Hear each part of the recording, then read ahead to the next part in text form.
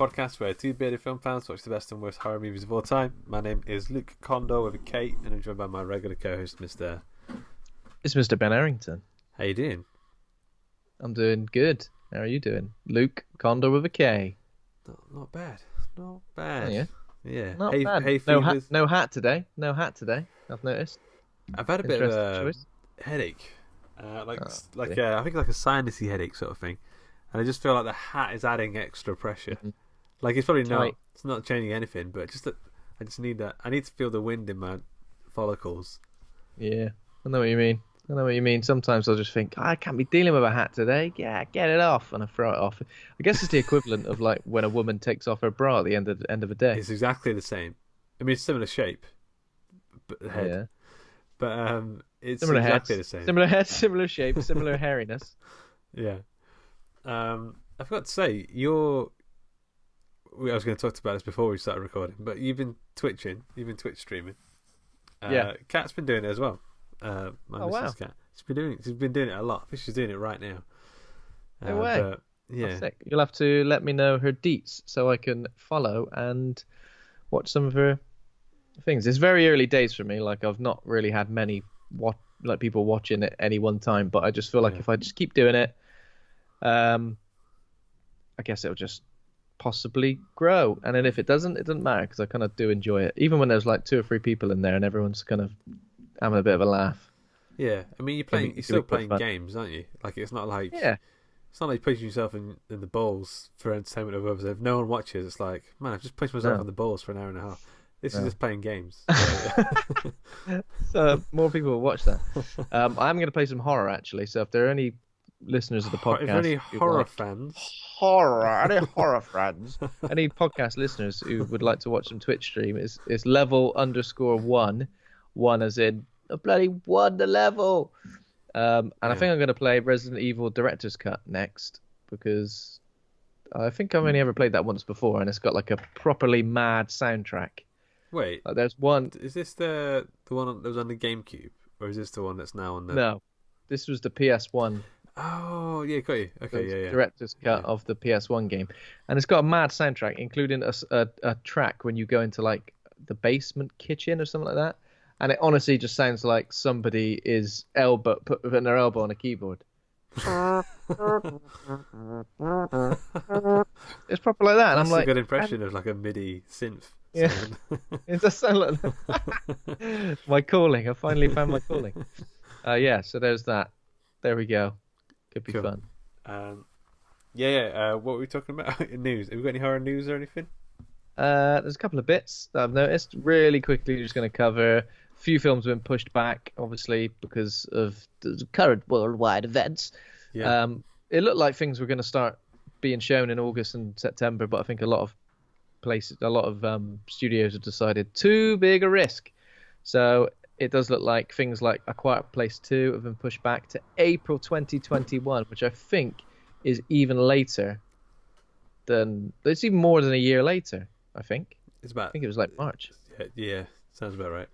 Yeah, which is pretty mad. And things like Antlers, which I think was supposed to come out, that Guillermo del Toro produced horror, has been pushed to February 2021. And then probably, every other film that you wanted to see. Although I think Candyman is still coming out in September. October. No, October. Sorry, that changed again. Hope so. Candyman in October. But then any film you've been, itching to see probably isn't going to be with us for a while. I got some horror news actually. I don't normally have horror news. But very nice. I wouldn't say a friend of mine, but an acquaintance of mine has a horror movie coming out on Shudder. Rob Savage, he has like a Zoom call horror thing that they made during the quarantine that Shudder picked up. He had that viral thing that went round where he was on a Zoom call and he pranked his friends. Like he cut his camera. He said that there's a sound in the loft, and he somehow cut his camera and it had like a pre-filmed jump scare and pranked all his mates. Oh, and yes. went kind of viral. So they Very made nice. a full feature-length Zoom call film that's going on. I think it's called Host. I think it's going live on Shudder this week. That'd be interesting. Sick. Nice. Acquaintances releasing films. Yeah. The dream. What else? Okay, so I didn't see much horror news actually, to be honest. I probably missed something, seeing this has been 2 weeks since the last episode. Don't know if you saw this, but Simon Pegg and Nick Frost reuniting to hunt ghosts in an Amazon horror comedy series called Truth Seekers. I haven't actually watched the trailer yet, but it's like a horror comedy around about a 3-person paranormal investigation team, and I've seen some images from it, and it does look. I think Malcolm McDowell's in it as well, and it looks like it could be pretty interesting. But that is out. It looked like pretty soon. I think it looked like I watched the trailer, and it looked like the halfway point between What We Do in the Shadows and Paul. You know, the Nick Frost and Simon Pegg film. Yeah, that kind of combination there. Yeah. So that could be good. I know they've kind of reunited. It seems like we always get a Simon Pegg, Nick Frost reunion in some way. There was that. What was that film from like last year or? God, I've forgotten it already. I didn't even watch it. School one. Was that they produced? Yeah, the school one. Yeah, the bloody school one. They're both in that. So yeah, they seem to cross paths fairly regularly these days. So it's not as much of a big deal as perhaps it would have been before. Some sad news. John Saxon, star of Nightmare on Elm Street, Black Christmas, has passed away at the age of 83. So he is. No, I didn't know he was that old. Yeah, me neither. Also, someone said he was in Enter the Dragon. I was like, no, he's not. Is he? And he is. He's in Enter the Dragon. And now he's in From Dusk Till Dawn as well. Apparently, here from listing. I think he's just one of the guys in the Titty Twister. Yeah. Twitty Twister. Yeah. So rest in peace, John Saxon. And what else? What else have we got? I guess this is kind of like a what I've been watching thing. Yeah. And I guess I will talk about it. But Dave Franco's horror movie was his directorial debut, The Rental. It tops the weekend box office. I think in America it's been like, I think maybe it was a drive-in theaters quite a lot in the US, and it's released on demand as well. So that's topped the box office over there with about £420,000. Yeah.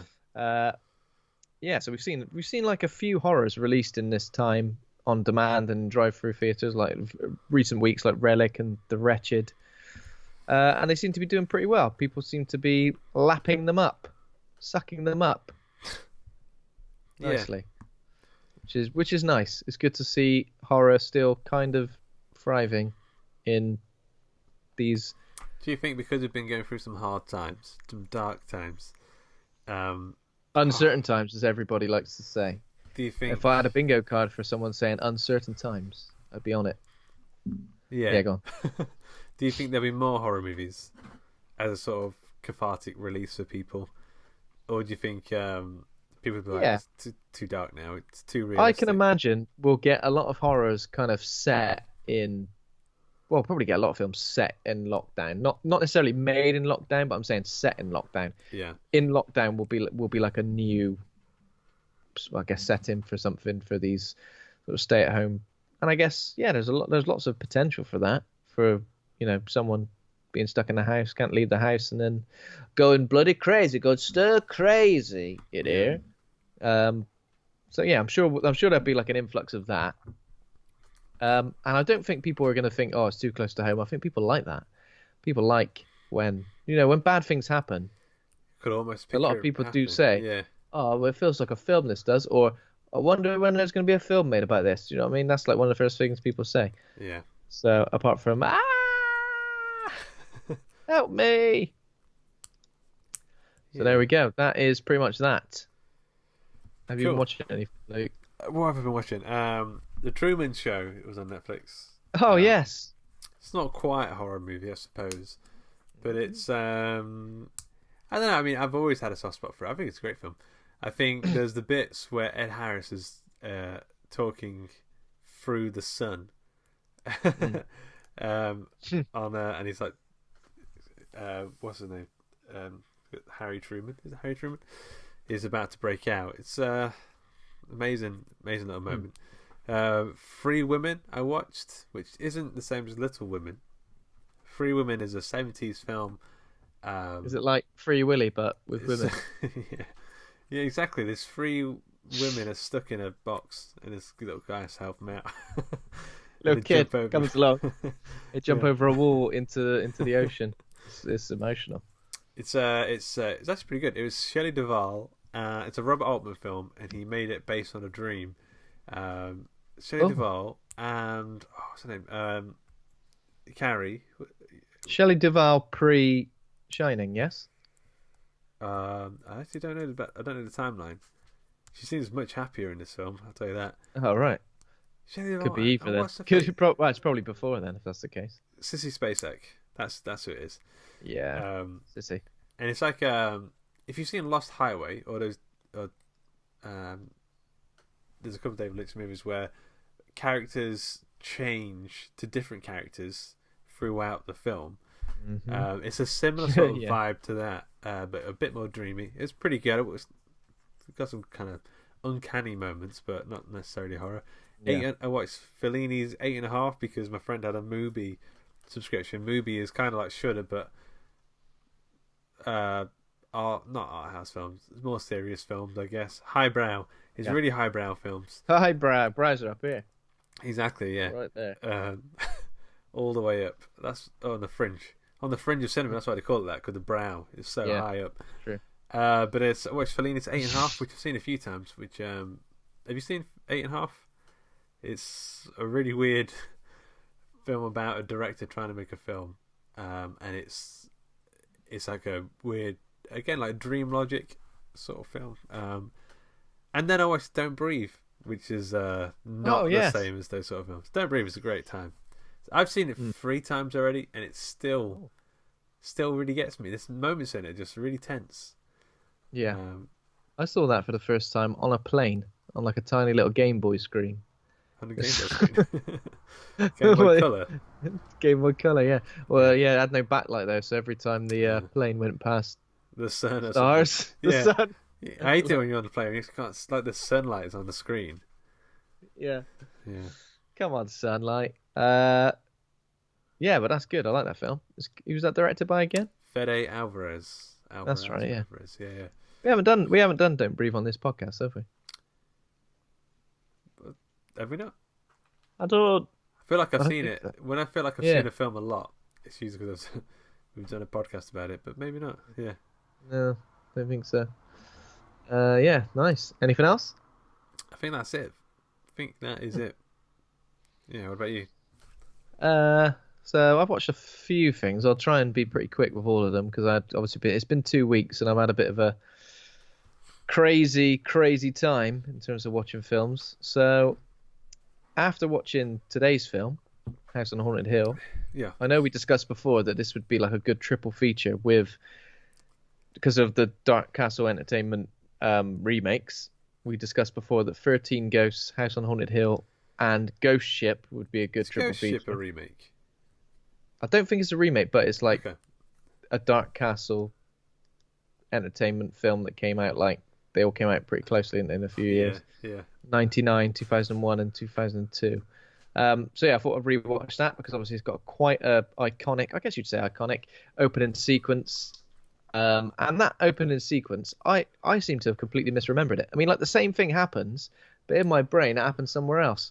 Really strange. Not on the ship. But what do you mean? It's not on the ship. It's on the Ghost ship. Just happened somewhere else.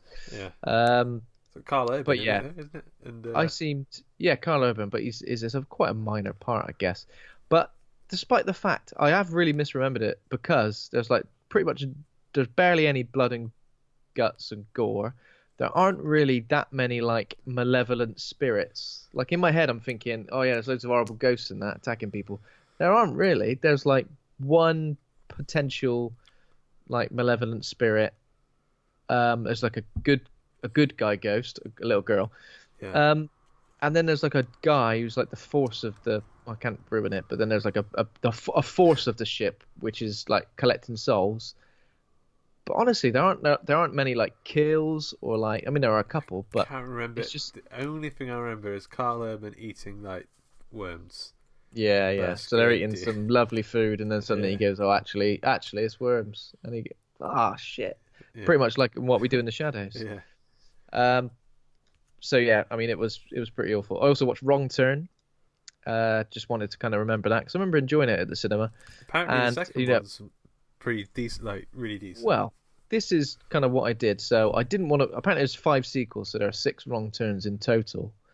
Didn't know that. That's all the way back to the right turn, isn't it? It's all the way. Oh, take enough wrong turns, you end up back on the right turn, mate. And I didn't really want to watch the others, so I watched the first one. Proper cliche, kind of ridiculous, but nice and gory. Lots of great kills. And then I decided to watch on YouTube these videos that basically sum up the rest of the films with the kill count. I don't know if you've ever seen this on YouTube, kill count. No. From. I don't think so. So let's have a look a second. It's from Dead Meat, and basically it's a YouTube channel that does a kill count for every single horror film out there. Well, as many horror films out there as you can think of, and like the way they were killed and like the ratio of the kills, like male to female, and it's pretty cool. But Jay put me onto that. Jay joined us for what episode did he join us for? Pet Sam Double Bill. Pet Sam Double Bill, yeah. He put me onto that. He said, have a look at this YouTube channel, and I did, and I've been enjoying it ever since. So yeah, I pretty much consumed the rest of the Wrong Turn films in that format, which isn't obviously classic. Also, I watched The Frighteners with Michael J. Fox, directed by Peter Jackson. I kind of forgot it was directed by Peter Jackson. It's a great film. Yeah, the effects are a bit wobbly. Yeah, the faces coming out of the walls and stuff. Yeah, that doesn't look right. That looks like PS1 graphics. Yeah, Jake Busey, isn't it? I think is the Jake Busey, isn't it? Yeah, but yeah, it's great. I mean, would you call it a horror film? Kind of. I suppose you would. Yeah. Then I watched Halloween 2 and 3 because I've seen 2, but I haven't seen 3. You have watched a lot. Yeah. Is in a couple of crazy weeks. So Halloween 2, I always found a bit boring, a bit uneventful, but you know, it's Michael Myers stalking Laurie Strode in Haddonfield, so it's still entertaining to a degree. Halloween 3, Season of the Witch, is when they tried to like do the sort of anthology thing, so no Michael Myers. And I think that's always kind of put me off, maybe why I haven't watched it before, but it's fun. It's pretty silly in places, but it's still a good time, and it's got like probably one of the best soundtracks. I think it's John Carpenter and somebody else. Yeah. But the soundtrack's insane. It's really good. Yeah. Am I going to watch the rest of the Halloween movies? Probably not, because how many do we get?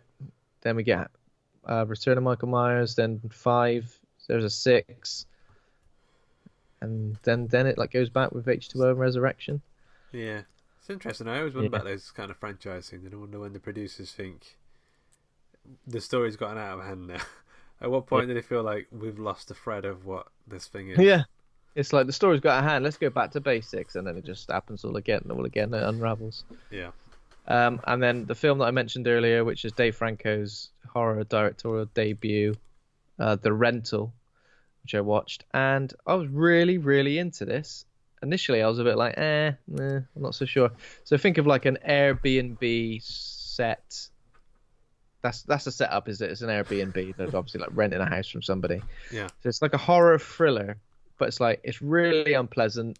It keeps surprising you at every turn, because it's easy to like try and second guess a film like this. Well, why don't you do this? What if this happened?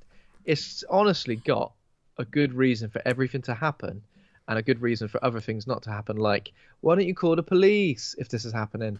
Yeah, there's a good reason why they're not calling the police. So it's a really smart film. I felt really good character-driven film as well. Alison Brie, isn't it? Dan Stevens. That's his wife, isn't it? Dave Franco's wife. Dave Franco's wife is Alison Brie, yeah. So I think she's great, but she's pretty good in this. Yeah, you know. Dan Stevens isn't Dave Franco's wife, but I'm getting more and more impressed by him and everything I see him in. Have you seen The Guest? I have seen The Guest, yeah, and I think he's great in that. Yeah. But everything else was like, Beauty and the Beast, is it? Oh, what's all this? Oh, Dan Stevens, he's in everything.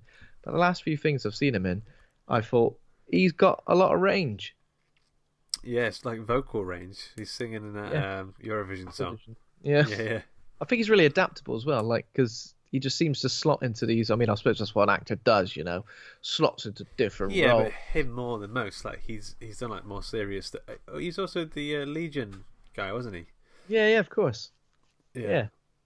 And apart from that, I've watched other stuff, but probably not stuff is worth talking about on the podcast. That sounds weird. That sounds like I'm just saying I've watched naughty movies,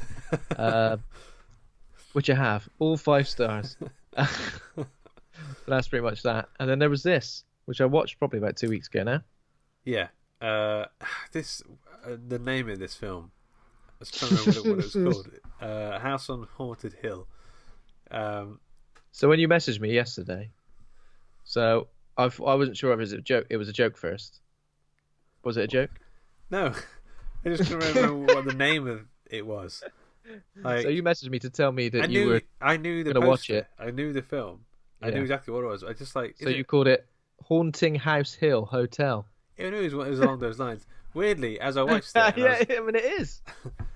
As I was watching it, I was like, mate, American Horror Story owes a lot to Dark Castle films.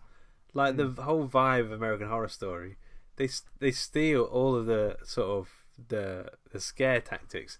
The sounds are the same. The shaky head thing that they all got from Jacob's Ladder, but American Horror Story rips off of the Dark Castle films so hard.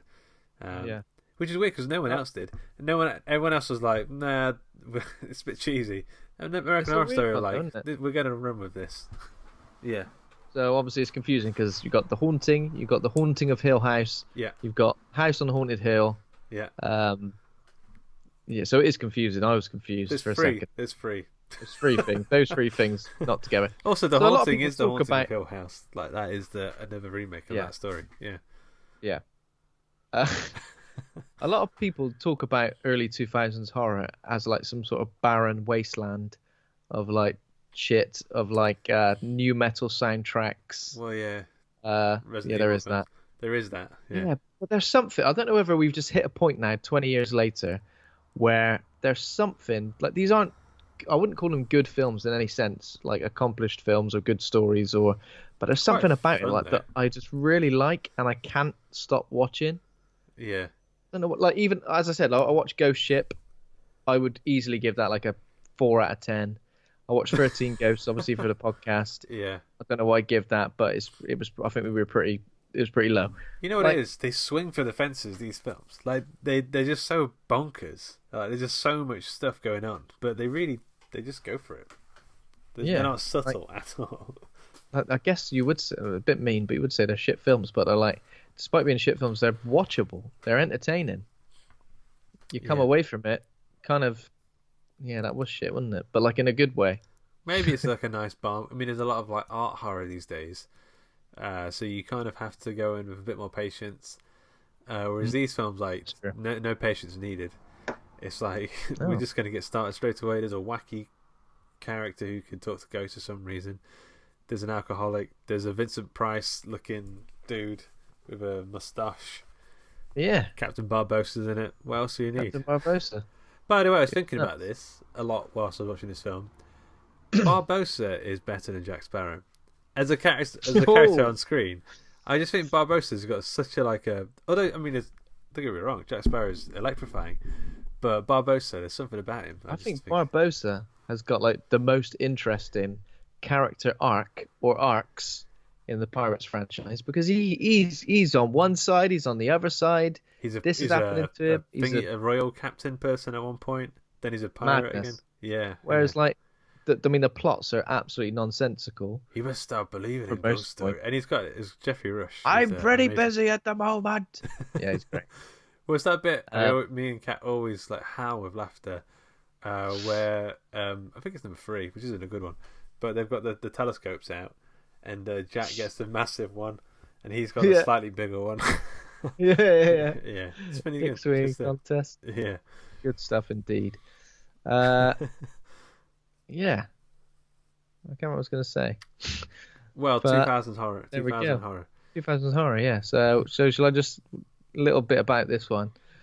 I think this has got so many recognizable faces from the early 2000s as well. People that we've already covered in various horror films already. So House on Haunted Hill is a 1999 American supernatural horror film directed by William Malone, starring Geoffrey Rush, Famke Janssen, Taye Diggs, Ali Larter, Bridgette Wilson, Peter Gallagher, Chris Kattan. I've read everyone out. Sorry. The plot follows a group of strangers who are invited to a party at an abandoned insane asylum where they are offered $1 million each by an amusement park mogul if they are able to survive the night. So this is the remake of...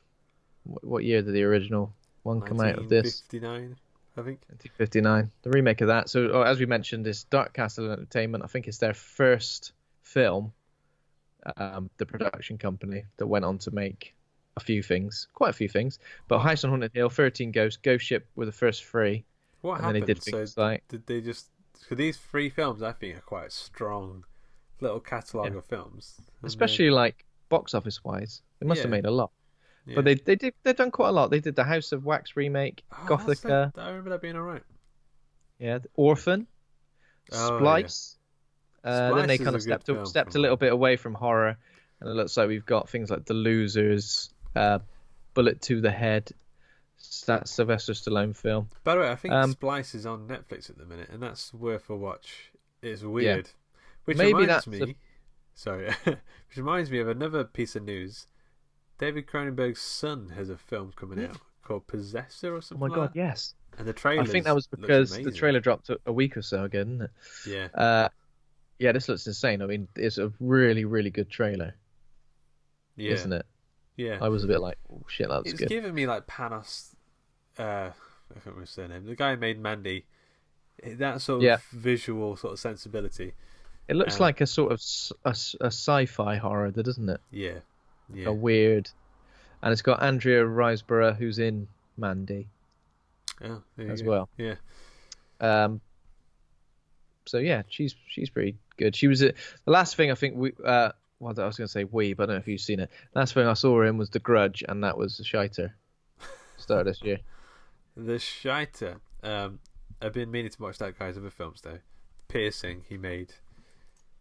And something else before he made The Grudge, Eyes of the Mother or something. Okay. Oh yeah. Which apparently was. So is this is Brandon Cronenberg's first? No. I don't know. No, he's done a film called Antiviral. Oh. So right. I don't know whether it's a short film or a long one. But I've never seen it. But yeah, there we go. The fact that he's sort of doing horror films and what looks like body horror as well. Quite Cronenbergian. Yeah. Very Cronenbergian, which I kind of he's got to do, mate. Because otherwise you go, and it's Cronenbergian, and he's like, well, I don't make horror films. Yeah. I make lovely do you make indie dramas. These kind of films because of your dad? No. I don't think it's my what? I don't think it's influenced me whatsoever. This film's about a teleportation device and a guy gets mutated to a fly. Coincidence, mate. Coincidence, mate. What a shit. Yeah. Yeah. Yes. Wait, what were we saying? So, who we got in this film? Geoffrey Rush, Barbosa, Famke Janssen, who we all know is Jean Grey. But she did a few things like this, where she's like playing an evil Bond girl. She was an evil Bond girl, wasn't she? Yeah. In something. All I remember is the scene where she tries to kill Pierce Brosnan by squeezing him with her legs. Don't you remember that? Yeah. I've been terrified of women ever since. haven't gone near one since GoldenEye. What was the she was in that Hemlock Grove as well, which wasn't particularly wasn't very good. Werewolf shite. Yeah. I haven't seen that. Taye Diggs. So I know Diggs the name more than the person. Hey Taye Diggs. Taye Diggs. Do you reckon he shows you around his digs? Check out my digs. Yeah. Taye Diggs' digs. That'd be a great show for him to helm. Yeah. I remember him mainly from Equilibrium. He was like the other main dude, wasn't he, in Equilibrium? Oh yeah, of course, yeah. Taye Diggs digs people's digs. Like he goes around, he rapes people's rapes people's digs. And he could have another show where he is like garden upkeep. Taye Diggs digs your digs. Yeah. It's the same title. Two different shows, same title. Confusing for some. Peter Gallagher is Donald W. Blackburn. Oh, okay, this is Sandy from the OC, which we'll all know from that. But his eyebrows seem much tamer in this film, I noticed. Chris... What do I recognise him from? I recognise him from something. I don't know if it is... The OC, surely. I'm sure he's been in other things as well. Chris Kattan as Watson Pritchett, who's like owns the house or is some sort of owner. He was a Saturday Night Live comedian, I think. I don't recognise him. He had a sort of Rick Moranis sort of quality to him, though, I noticed. Yeah, he did. That's a good point. He did. Glasses and kind of wild hand gestures and hair. Yeah. Ali Larter's in this, and realised, we pointed out when we were watching this, that Final Destination is 3 years after this, where she plays a high school kid. And this film, 1999, she's playing like some sort of businesswoman. Well, you don't know that. Like, it's she might be putting that on, right? Is that part of the plot? Seems to remember them. Yeah. I remember. But so even as 3 years, like, she seems like a woman of maybe like mid-30s. As soon as you see Ali Larter in a film, you're like, oh, this is a noughties horror movie. Like, yeah. Is she in one of the Resi films as well? Yeah, so I think she plays Claire Redfield in the Resident Evil films. Maybe pops up in the third one, and then sporadically throughout the franchise, I think. Yeah. She loves it. Yeah. Bridgette Wilson. I think Bridgette Wilson is the one with like the weird video camera. He's walking around going, this is a TV show. Yeah. Carl Schechter. I don't recognise that guy. Yeah, I think there's just a few more like random people. Whoa, Geoffrey Combs is in it. I don't even recognise. Oh, he plays the. He plays the Doctor, doesn't he? Yeah. Did not even recognise him. Oh my God, no, I didn't. But now I think back to it. Yeah, of course. Yeah. Because I also saw him recently in. What did I see him in? Saw him in something else. I've forgotten it. Was it Ghost Ship? The Frighteners. Oh my God. Oh yeah. The Frighteners as well as like the FBI agent who's like who looks like Hitler. He's got like and then it does turn out he was. I think he was. Yeah, I won't go into that, but yeah. So he's in it. I mean, oh my God. So he's got a really minor role in this, which is kind of a shame. He kind of. I don't think he says anything. He does. If it's the first I'm thinking of, he's at the end. He's the face of the Beast at one point. I think so. Beast. I think he's just like he's like a doctor, and he's one of the doctors who was there knocking about. So I'm just going to. Andy Conduit Turner, who joined us for last week's episode, said this was the first 18 rated film he saw in cinemas. Maybe did he say that? I think he said that. Sorry if I'm misquoting you. And I think I saw this. I remember not being 18 when I saw it, being oh bloody hell, I'm allowed to watch this, am I? And being a bit like terrified. It's weird when you're terrified of films and you go back to them and you're a bit like, just a husk of a man. It doesn't affect you even slightly. Yeah. It's bad. I'm like made of cardboard these days. There's nothing. Yeah, you go, what's that? Gruesome murder. Someone's getting their body ripped apart into pieces. Seen it. That don't look very real. Yeah. Although I'll tell you what, the last thing that did make me go was actually no. In this film, there is a moment that made me go right at the start. We get like the inmates of this psychiatric ward going crazy on the doctors and that. There's like a guy with some pencils. Yeah. And he gets like the pencils through the neck, and I was like, well, that's pretty gruesome. That got me a bit. Oh, lead poisoning. Yeah. The other thing I was thinking was in Channel Zero in the 4th season, there's a guy at the end of the first episode. There's a guy gets stabbed in the head repeatedly with like a screwdriver, and the effects were like very realistic. We're getting pretty good at doing effects these days. Did you hide? I hid behind. Yeah, they are. The TV, the sofa. You hid behind the TV, but then you could see into the back of it. Yeah. Even worse. Yeah. So at the start of this film, there is like a flashback to the 1930s, the Vannicut Psychiatric Institute for the Criminally Insane, and there's like obviously various different experiments happening. There's a sadistic Dr. Richard B. Vannicut, who's like the main, who is Geoffrey Combs. Yeah. And I guess they're all doing a load of horrible stuff to the inmates. And then there's like the patients start a revolt. They like start a fire, and then they attack and kill like the staff. But I think something happens where basically everyone there, staff, inmates, all die in like an inferno. It gets like they're locked up or something, right? The whole place locks down. Locked up. Yeah, I think when something bad happens, like all these big metal shutters come down and close, and which is silly, really. So they all die. Yeah. And then for some reason, someone's bought that place, or they've got it. It's just gone up on the market. It's a great view. It's a weird looking building as well. It's kind of like it looks like PlayStation 5. It does look like the PlayStation 5 stuck into the cliff edge. Yeah. Yeah. Stuck into a cliff edge. And when we're introduced to Stephen Price, played by Geoffrey Rush, he's like an amusement park man, mogul. He's got a really weird like marriage with Famke Janssen, who is Evelyn. They like properly hate each other to the point where they're obviously fucking with each other constantly. Yeah, trying to get one over the other. Yeah, trying to get one over. But then I never quite know if they do actually care for each other. I mean, it's difficult to tell, but maybe not because Famke Janssen does. I don't know. I'm confused. Yeah, I just kept imagining them to turn around at one point and just go like, "Oh, I bloody love you." Well, I wouldn't change a thing. I know we're trying to get one over on each other, and we're basically trying to make each other jealous at every turn. But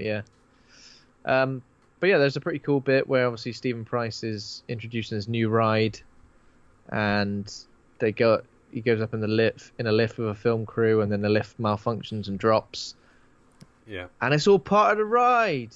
The thing is, you go on that once, then you tell someone, and it won't be effective then, will it? Yeah. It's probably why they haven't actually built one in real life. It's a lot of work. Yeah. There's a mad bit as well, isn't there, where they obviously set it up to make it look like one of the roller coaster cars is coming off the track. Yeah. And obviously the people see it, and they obviously shit their pants. Do you recognise that roller coaster? It's part of the trivia, but is it the Hulk roller coaster? It is the Incredible Hulk roller coaster. At the studios. Yeah. As soon as it's up there, me and Kat were like, that's one of our favourite roller coasters. Like, it's a great roller coaster. Amazing. But then they do. Yeah, so they've obviously got fake bodies on the. Yeah, that's not part of the actual roller coaster. Like one of the carts just like flies off the thing. Yeah. I mean, that is terrifying. If you saw that and you really had no idea, oh my god! What if you shout something like? Oh, because you have to shout yourself. What if you shout yourself? What if you shout yourself and then you shout something like you're on there with, I don't know, someone next to you, and you just go, right, I'm actually going to die. Yeah. And then you just go, well, I don't know, anything. You could just, I've loved you all along. They get a photo finish of that. They'll never forget. I fucked a goat once. What? Just you and the photo finish like this. Yeah, fucked a goat. I had to tell Do you want someone. that on a keyring, sir? No, I won't take that one. Nah, better not. How much? $15? Jesus. Yeah. Get out of it. I'll leave it. You ever see people at the amusement park, at the theme park, trying to take a photo of the screen with their? There's no police in that. Like, so someone get, no, you can't do that. There's no police in it. That's interesting. Yeah. On phone cameras these days, you could just basically recreate it in Photoshop. So we get the idea that Stephen Price is a big prankster, like a very elaborate prankster. He likes to scare the shit out of people. And then we're also introduced to Evelyn, his wife, who is supposed to be putting together some sort of guest list for this house, and he's got like it on a word processor. But then as he leaves, as he walks out of the room, the word processor starts changing the names for some other names. Haunted word processor. Yeah. The scariest of the ghosts, I would say. Yeah. If a ghost has got access to your files, then where does it end? Exactly. Yeah. So then all our guests pull up to the giant house. Introduced to everyone. Everyone's got like an invitation. You spend a night in this house and you win $1 million. As they get to the gate, I can't remember his name. Pritchett. Watson Pritchett, great name. 2 surnames there.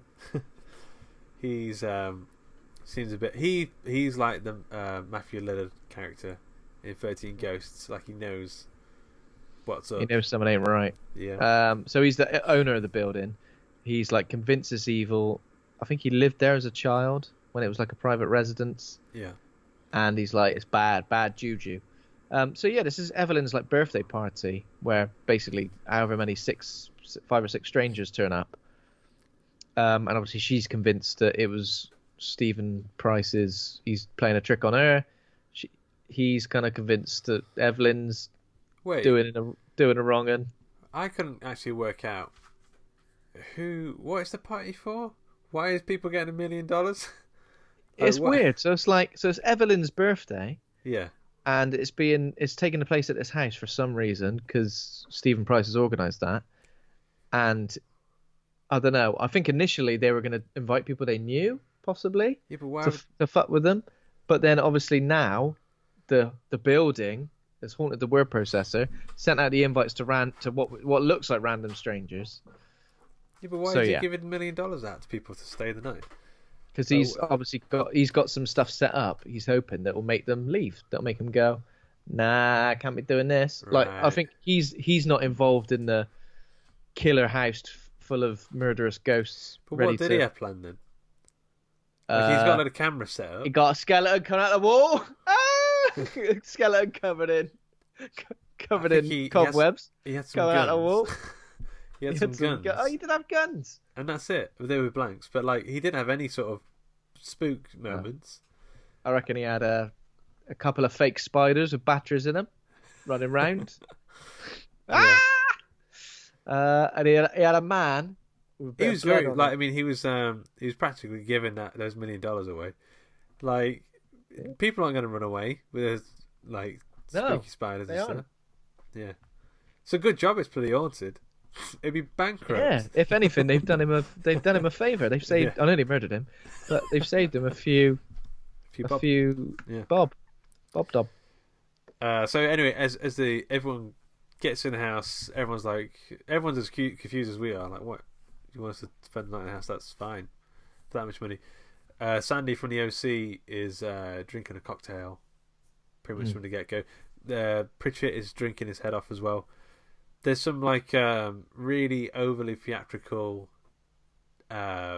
introductory scenes between Evelyn and Stephen Price, both trying to act more suave and kind of dashingly evil than the other. There's a bit right at the start, I just realised, where like a chandelier, or is it a glass window? The glass window, breaks. Falls in, and then Taye Diggs like saves Famke Janssen. Yeah. But like a massive horrible shard of glass goes into the ground and she's sort of like bleeding and stuff. Was that one of Stephen Price's weird tricks? I don't think so. He was like, that wasn't nothing to do with me. He was like, that was you, wasn't it, Famke Janssen? And she was like, no, it was you, Geoffrey Rush. Jesus Christ. Could be around these two. She's like, get off me, you pervert, to Taye Diggs, because he saved her life. Yeah, but I mean, everyone was getting covered in glass, but he went to her, obviously. Yeah. He was just like... Later in the film, he picks up Ali Larter by the bump cheeks. Oh, yeah. And like he just like gives like a sly... Don't get any ideas. And he's like... Yeah, basically, as soon as he got there, he's like, I'm going to rugby tackle Famke Janssen at the first instance that I can. Yeah. Glass window smashing. Pick someone up by the butt cheeks. Yeah, I mean... Yeah, I don't know how he'd last in today's world. No. Who knows? Former television personality Melissa Marr, who is played by Bridgette Wilson, has got like a weird video camera and she's like filming everything, and she thinks it's going to be her big break, she can make it a reality TV show. Yeah. She's pretty annoying. Yeah, I think that's pretty much it. I mean, I don't know what. At some point they decide, the lockdown shutters come down, so everyone gets trapped inside. Lockdown. lockdown, topical. Exactly. Lockdown shutters come down. We're all metaphorical shutters around all of our houses right now, Luke. All right? Yeah. Yeah. Not really. I've been to the pub. Yeah. Oh yeah, I saw the picture. So everyone's trapped inside. I think the reason they go downstairs is because they're trying to find a way out. Maybe. Yeah, I think they're just like, yeah. So not long after this, it's revealed that Stephen Price has got like a guy in a control room, like doing the knobs and the switches, and like, but then he goes and says like, "Oh, nice touch with the lockdown" or something. Or didn't he say something like that? Or that wasn't in the agreement. He's like, "I want me, pal. That wasn't me." So obviously, then we realise something's wrong. But yeah, I don't know why, but for some reason they just all sort of split off and start investigating. If he's like, "Nice touch for the lockdown," now no one can leave. Now I'm gonna have to spend all $6 million. $6 million. Why is that a good thing for him? Like... No, it's not. But basically, yeah. So I think people go off looking for what could be like a way out. Yeah. I guess a way out. Why would they want to leave at this point? Because you'd want to stay, wouldn't you? Creepy. I just because they're locked in. I mean, they're like instantly giving up on the game. But they go for a wander downstairs. I mean, if you look at the house on the outside, going downstairs isn't going to get you anywhere. It's just going to get you. No, I think maybe they're looking for a control. I think there's apparently a control panel to unlock the thing. Yeah. So they explore like the basement, and we get. Who else do we get? So, yeah, I think they find out that Ali Larter isn't who she said she was. She's like the assistant of the person she said she is. Yeah. She's obviously like nicked the. Yeah, that'd be difficult if she won the million, and then she's like, right, you got to claim it now, or I'm gonna need all your details. And she's like, I'm not the person I said I was. Oh. Yeah, she fixes admin. Like I mean, she just puts two wires together, reaches a hand into the wall, pops two wires together. Oh my god, yeah. It's like the weirdest horror, like you would never, an electrician's nightmare, that is. There's just like loads of stuff hanging out. Yeah, just put two wires together, fixed it. No idea if like it's all like live wires. Is there any ground wire in there? Who knows? Just shove it all together, see what happens. She like ties it into a little loop, and just like a double knot. That's fine. Over the butterfly, through the goalposts, and we're done. Just like Dad used to teach me. Yeah. But then like we get our first spooky moment. Yeah. Yeah. So Eddie is like just milling about in it. So hey Eddie, look, kind of follows him. Yeah. Taye Diggs, check out these digs. Yeah. Come and see if you dig these digs. And she follows him, and then he like falls into what looks like a big old tank of blood. Yeah. Gloopy, very gloopy. And she obviously tries to save him. And then suddenly the real Eddie appears, so she realizes that the Eddie she's trying to save obviously ain't really there. And then someone tries to pull her in. It's all very, very spooky at this point. Yeah. They're flirting big time, I thought, Eddie and Sarah. Like they've literally just met. And they're flirting at a serious 8 out of 10. Yeah. Maybe that's how it worked in 1999. I'd be all flustered. I reckon. Different world back then, which is weird. It's 20 years ago. So the actual first death scene, I think, is actually really spooky. What's her face? Wanessa. Oh, yeah. Is it Wanessa? Is that even a name? Waynetta Slob. What's her name? Melissa. Okay, I was mixing up Vanessa and Melissa Margaret Marr, Triple M. Okay. She's basically like Triple H's mum. Nemesis. Mum. So she's like she's like a true ghost hunter. She wants to get some footage for her TV show. She goes downstairs all on her own. I mean, it's creepy as shit. Anyway, I mean, I wouldn't be going down there, man. She sneaks down. She goes into this one room. It's like an operating theatre. And through her camera, she sees the ghosts of Jeffrey Combs and these people operating on this guy. And then she takes the camera away and there's nothing there. Looks from the camera again, and then she sees them again. And then he all stop and turn to look at her. That's a creepy moment. Yeah. That's a really creepy moment. That's a good one. Yeah. Definitely. And then She just vanishes, right? Didn't she just like vanish? She turns around and this thing like runs toward it. It looks like Rubber Johnny, the Chris Cunningham Aphex Twin. yeah, that's right. Yeah, thing. Rubber Jelly. And then not long after that, Mr. Price goes back to see his little assistant again, and finds him like with a hole in his face. Yeah, his face is gone. His face is gone. Yeah, I mean, who knows what happened there? That's the point. That's the point where you realise you're like, oh shit, not going to plan here. I'd be convinced it was some sort of effect. I reckon I'd be poking around in his face for much longer than I should. I've gone a minute too long in this guy's face. Yeah. Oh. I mean, it's probably hollowed What is out. What is it? Strawberry jam? It's like someone's got an ice cream scoop on his face. Just dig that out there. He also sees Jeffrey Combs on the TV in the little CCTV camera, and he's walking really weird, like he's sort of a glitching sort of computer program, and he's got like a like a shit nightcrawler who can only go like an inch ahead at any one time. Yeah. So, I guess this is when Vanessa disappears. Not Vanessa. Evelyn. Yeah, so I think Evelyn goes missing, and then like all the lights start flashing, and some crazy shit's happening, and I think they all sort of get down to this electroshock therapy place, and she's been electrocuted, and they all take ages to try and switch it off. There was like a million switches in that room. And then like every switch they press is making it worse. Yeah. Oh, that's more electrocution. Oh, damn. Oh, and more. So obviously, they eventually shut it off, but she's dead. Price goes a bit mad at this point, pulls a gun on the guests.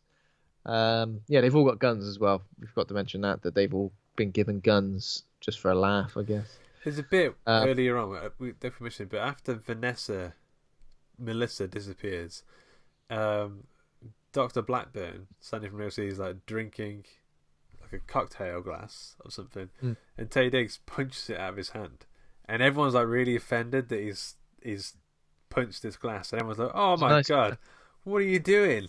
And like no one's bothered about like the dead woman or anything. It's the fact that he was very rude. Yeah, that's really shocked everyone. Yeah, me and Kat are laughing quite hard at that. And then not long after that, Price who's like going a bit crazy, as you would if your wife's just been murdered. He gets locked in like this thing called the saturation chamber, which is like this weird thing that I guess is used to treat schizophrenics. And what have we got? Like they're just spinning stuff, and he's kind of so you're inside a zoetrope. Oh, that's it. Yeah, zoetrope. That's the one. Yeah, but Dr. Blackburn puts him in there, and he's like, "Help me out." It's like a weird little fisheye lens thing he's looking at, and he goes, "I don't know which button it is," and then there's this lever that makes it worse. Yeah, he presses. Yeah, so I guess that's this one better. Yeah, better or worse? A lot worse. What? A lot better. Yeah, a lot worse. Yeah. So he starts having like horrible hallucinations, obviously, where he's seeing all the ghostly apparitions from the place. From the place, like I think he sees the Doctor as well, Vannacut, doesn't he? Yeah, he has like a little haunting vision, and he slips into this water, and there's like a swimming woman with a mouth for a face. Like the visuals, I mean, they're not like. And there's another Doctor who's got like a lizard face, who's like doing that jittery thing. Yeah, it definitely swings for the fences. Marilyn Manson music video thing. Yeah, yes, exactly. Yeah, they've just gone. In fact, Marilyn Manson, his music is in this film twice. They're just like, I just really like Marilyn Manson music. Marilyn Manson's killing it.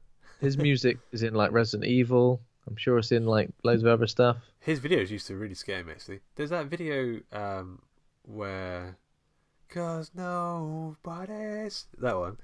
You know, with like the fight song. No. That one? No. Nobody's, I think it's called. Wanna be somebody. Oh, that one. Okay, I got you. And it's got like the girls trying to run away or something, and they end up in pies. Yeah. It's a really creepy video. It's a good song as well. I saw Marilyn Manson live once. pretty sure he was fucked up in some way. Good times. So what happens next? So I think Sarah and Eddie find this portrait in an office of like the hospital's staff, and that is where they start to deduce that all of the people who have been invited by the haunted computer, are in fact descendants of the 5 survivors of the 1931 fire. Not sure how that really happened. And apparently then Watson Pritchett then manages to work out that the spirits themselves hacked the guest list on Price's computer, which is obviously the next logical step you would take when this is happening. Yeah. But the only name who's not there is Blackburn, the doctor, so the guy from the OC. And they're like, that's bloody strange. Yeah. And then obviously we get another reveal, a few stages of reveals, and then it's revealed that Blackburn is actually Evelyn's lover. Evelyn's alive. He injects her with something to bring her around. That's right, isn't it? So she's obviously initially was injected with something to slow her heart or stop her heart. It's like a Romeo and Juliet sort of situation going on. Yeah. So they faked her death. They're plotting to frame Price for the murders, hoping that one of the guests will kill him in self-defense. I mean, again, that's like a big hope, isn't it? It's like, hopefully one of the guests would go, bang, bang, bang. I mean, it does happen. So they were dead on, really. But, yeah. They're bang on. Yeah, she stabs. She's pretty cold-blooded, Evelyn. She stabs what's his face. She should have done that thing from the Bond film where she squeezed him to death with her legs. That would have been impressive. I'd like that. Yeah, or she could have gone Dark Phoenix. She's got a lot of moves. Yeah, she's got all the moves. Okay, yeah. So that happens. She kills him. And then she releases Price from the chamber. And she beheads what's his face. Yeah, she cuts bloody Blackburn. I mean, that's a big. If that's the first person she's ever killed, right? I mean, you don't know her history, but then killing someone, then cutting off someone's head is like a bloody. Yeah, I couldn't do it. I couldn't do it. What I'm saying is, I couldn't do it. Well, no. Hopefully, we never have to. No, we have to. Might do it for a laugh, just on a slow day. So she kills him. She lets Price out. And then later, like Sarah and the others, like find him covered in blood with Blackburn's severed head nearby. And then he's going a bit nuts, and she like shoots him, doesn't she? She shoots him a few times in the chest. Yes, but luckily, he's like going. Luckily, well, actually, I don't know, because maybe there were blanks in there, but I think because one of them had a real bullets. But okay, well they thankfully kill no one shot him in the head. Yeah, exactly. Yeah. Or no one shot him in the head, or legs, or arms. Yeah. And then Evelyn like goes up to his body. Basically, she's gloating. She's basically saying, "I bloody beat you. You're the one who's always got the tricks, but I'm the one with I've done a big trick. I've done a big trick." And then he wakes up. He's got a bulletproof vest on. And then they have a big old kerfuffle, a big old fight. He throws her through a door, WWE style. Like the door is made of one ply. Yeah, and throughout this whole film, they've been hinting at the darkness. It's just in this door, down the bottom to the left. Don't open that door because the darkness. The band are in there. Justin. Don't open the door because Justin. What's his name? Justin. Don't open the door. They're in there practicing. Don't people. I'll be ever so mad. She falls in there. Justin Hawkins. Justin Hawkins. That's the one. Yeah, I can't remember it. She falls in there, and then like this darkness. I mean, it is just darkness. Moves across the thing towards, but even now, Price is like Evelyn. Kind of his voice. Evelyn. I'm a little busy at the moment. Yeah, that's good. Yeah. So he gets her. This shadow. This shadowy. It's like all the ghosts from the house. Everyone who's died in the house comprised into this big blob. Yeah. Ghostly cloud of people. Like a Rorschach test that's come to life and is like It's a good one. And it seems to like. I read that somewhere. It seems to like suck people in, even if they've literally just died. And suddenly they're in the cloud going, "Come here." Yeah, doing his best spooky voices. Ooga booga boo. Ooga booga booga. Ah, yes, it's me who died 5 seconds ago. Already an evil ghost. Yeah. So it starts to, like, it was going towards them so slowly. I was just like, just peg it. It's like running away from a snail at this point. But everyone's like looking at it going, oh my god, and just standing there, and it's just like creeping across the floor. There's one bit like so fast. It turns like the house has like teeth. The end of the corridor starts to like morph, and I was like, that's pretty cool. They should do more of that. They didn't do any more of that. No, they were like, it was that's just like they had one trick, and that was it. Ran out of house gags. Yeah. So it consumes Evelyn, and again, consumes her, and then suddenly she's already part of the darkness. And then I think it kills. Who does it kill next? Bridgette? Bridgette. He opens the door. Yeah, that's it. And it just drags him in. Yeah, that's cool. I like that. And then what? Well, they run away. They run into the attic. That's it. Taye Diggs, Larter, and Geoffrey Rush run into the attic. Geoffrey Rush manages to open the shutters just by wanging some stuff around. And he wangs his thing just to the right place, and it unlocks the windows. So then they're trying to get out. They're really dragging it out by this point. Lots of slow motion. The windows open. The tentacles are trying to close the window thing so no one gets out. Yeah. I mean, Ali Larter gets out, but Taye Diggs was locked in. But then he's saved because Kattan's... Well, first of all, he says something like, I'm adopted. I'm not a true descendant of the original staff. And then there's a weird bit, where like Pritchett's ghost appears, like separate from the darkness. And like he's going, I'll open the shutter for you, don't worry. It just is a bit odd. It's odd. I was like, he's a good guy, is he? Geoffrey Rush saves, he sacrifices himself as well to save Annie Larter. That's right, yeah. So he's never a bad guy in the end, I think is what I'm trying to say. Maybe not. He just liked to fool people. And there we go. That kind of happens. That happens. Then the classic end of like not even just like a early 2000s horror, but early 2000s action film, and early 2000s anything is that there are two people left. Sun's rising.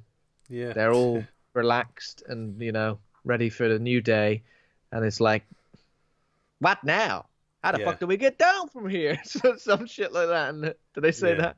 Yeah, well, in Deep Blue Sea. Deep Blue Sea, that happens with LL Cool J. Yeah. And then they find an envelope on the ledge which contains all 5 checks made out to cash for the millions. And they're really up high. It's really windy, but they're probably like going, whoa! Yeah. I was really worried. Like, be careful. I mean, there's no way to get down. I'm afraid to say. Like, no. There's unless a helicopter passes by for some reason. The next movie is like a single location horror film of people stuck up on a high ledge. Yeah. Similar to that film where people got stuck in a ski lift. Remember that? Frozen. I've not seen it. It's called Frozen. Yeah. It's called Frozen. Great. Okay, man. I've got some trivia for you. Sweet. Number 1. Who was Geoffrey Rush trying to look like in the film? Is that a real sentence? Who was Geoffrey Rush trying to look like in the film? Vincent Price, right? No, he was never meant to look like Vincent Price, star of the original film House on Haunted Hill. Oh, the original screenplay describes Stephen Price as a regular-looking businessman. Rush didn't care for this, so he suggested that his character look like the film director John Waters. The director agreed to test it out. And after the transformation, he ended up looking much more like Vincent Price than the director. Yeah, I suppose he does look a little bit like John Waters. It's just a moustache, isn't it? I think. That's literally it, isn't it? Add that to anyone, and you go, "Oh, John Waters." Yeah. Number 2, which Gothic rock star was also considered for the role of Dr. Vannacut? Marilyn Manson. Yeah, he's got his fingers in all the pies. This movie's pies. Number 3, we've already done this one, but we couldn't resist it. What is the roller coaster featured at the beginning of the movie? It's the Incredible Hulk. It's Incredible bloody Hulk, mate. Universal's. I think it's just because it was green. That was the only way I was. I've not been on it. You've been on it, yeah? Yeah, it's fantastic. It's really good. That bit where it goes through the little tube and then it suddenly shoots off. That's you're hulking out, and then it shoots you out, and that's when you've gone full on hulked out, and you. Yeah, it's really cool. Thick. Yeah. This Scary. and 13 Ghosts were the first films made by Dark Castle Entertainment, who took their name from which filmmaker? Mr. Castle. What's his name? You got it. It's on the tip of your. It's William Castle, isn't it? Yeah, it's on the tip of your William Castle. Yeah. It's on the tip of your William Castle. Number 5. The movie was nominated for Worst Remake at the 1999 Stinkers Bad Movie Awards. But lost to what other haunting movie? A whole category for Worst Remake. Well, this came out the same year as The Haunting, didn't it? So, gotta be that. It is The Haunting, yeah. The Haunting of the Hill Houses. The Haunting on the Castle of the Hotel. American Horror Story. Yeah. Yes. Yeah, well done. You got them all right. Sick. Need to rate the film. I was actually going to go a bit lower, but I think I'm gonna zhuzh it up a little bit, but not a massive amount. I think You're gonna zhuzh. I'll let you go first then if you're gonna zhuzh. Well, I was thinking of a solid C-, but now that I think about it, I quite like going in for nostalgia reasons, because I remember this being one of the first horror movies I watched. I don't know how old I was, 12 or something when I first watched this, but and I remember liking it. So and it was nice to go back. And it's still got some cool spooky moments, and it really does swing for the fences, which is I really appreciate. But it's still not a great film, so I'm gonna go for a C+. Yeah, I know what you mean. I'm kind of with you there. As I was saying, like if I was going to compare it to those other films like 13 Ghosts and Ghost Ship, which are obviously similar, I think on average 13 Ghosts we gave it a D. Yeah. A D. And I think it is better than that in a way. Like it's a more well-rounded kind of film. Even though 13 Ghosts has got some good ghosts.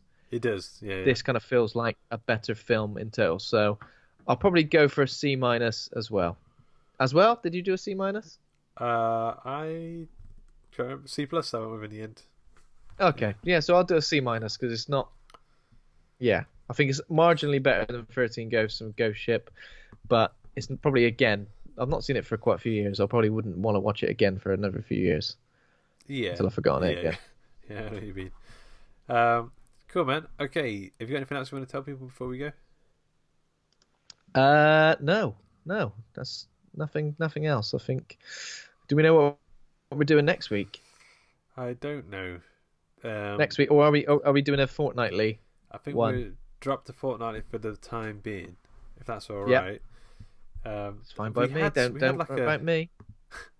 We had like a list of Yeah, films. we've got a list. We've got a list of so there are a few that we kind of need to cover, I believe, because I think we've done a fairly good cross section of horror classics, but I think there's still a few more that we need to cover. As I mentioned before, we haven't done Friday the 13th. We haven't done a few more Universal. We haven't done like The Mummy, The Wolfman, and You mean the originals? the originals, yeah. We haven't done that. Seeing as you mentioned Splice and said it was on Netflix, how does that tickle your pickle? Yeah, I've not seen it in a long time. Because that's a weird one, isn't it? That is a weird one. That might be something fun to do. So yeah, I think what we'll do, we'll make a Cube. I think.